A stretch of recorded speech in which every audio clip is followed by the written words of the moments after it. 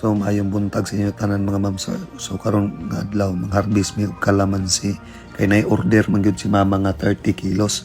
Kailangan nga mahatod na ni mama mga alas 10 sa buntag. So kauban din nato si Janil og pang-harvest no. Nya nara si mama. So karon mga ma'am sir noon ni siya pagpupo.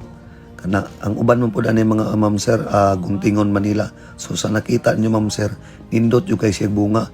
So daghan jud nag-PM sa ko ano nga unsaon daw pagtanom sa kalamansi.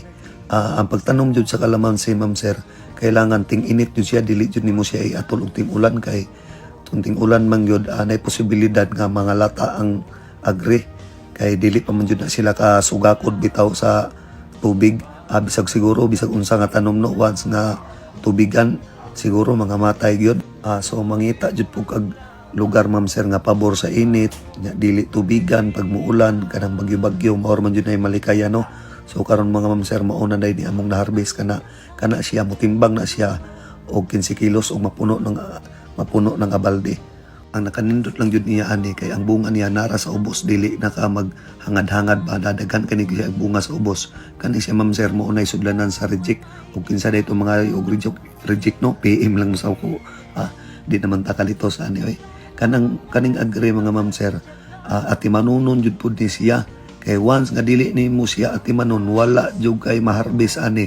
Kailangan gikan sa pagbuwak ni mga ma'am sir, mag-spray na ka. Siguro sa isa ka buwan ka duha ka mag-spray. Sulod na siya sa 3 months nimo nga in-spray hay hantod sa ma-harvest kay para ang ihang bunga ma'am sir dabi kamis. So kani ma'am sir mao na gyud ni among harvest karon no, isa ka balde kana mo timbang na nag 15 kilos. So ato nang iyabo diri kay kani siya ma'am sir basa-basa pa man gyud ni siya gyud. Kailangan ni siya paughon kay kung dili ni siya mo kuan ma'am sir, kung largo na nimo siya deliver nya dili nimo siya paughon. So na siya ay posibilidad na masunog kay acidic ba ining agri.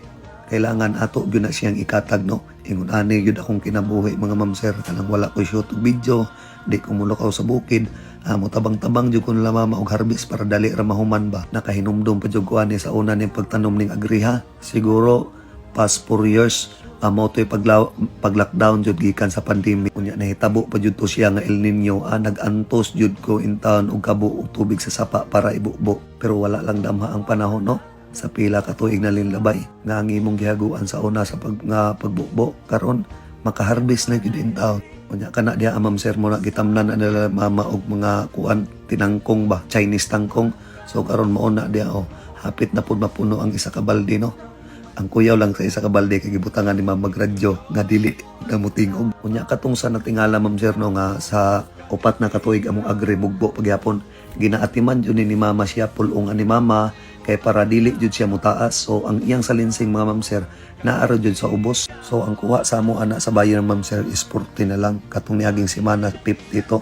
Dili man gyud magkapareha ma'am sir na usahay mo taas ang kilo sa agri, usahay mo ubos, pero sige lang at least nga naatay ma-harvest no.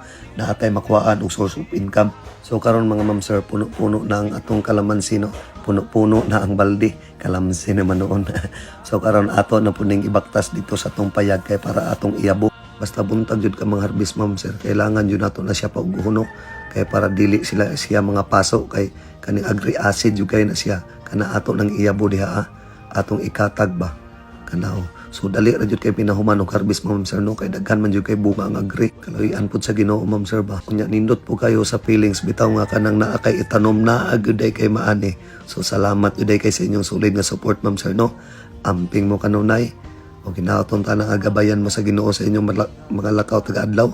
Ug salamat po day siya nag-share, nag-like sa akong video ma'am sir. God bless inyo ang tanan. So diri ra ko taman.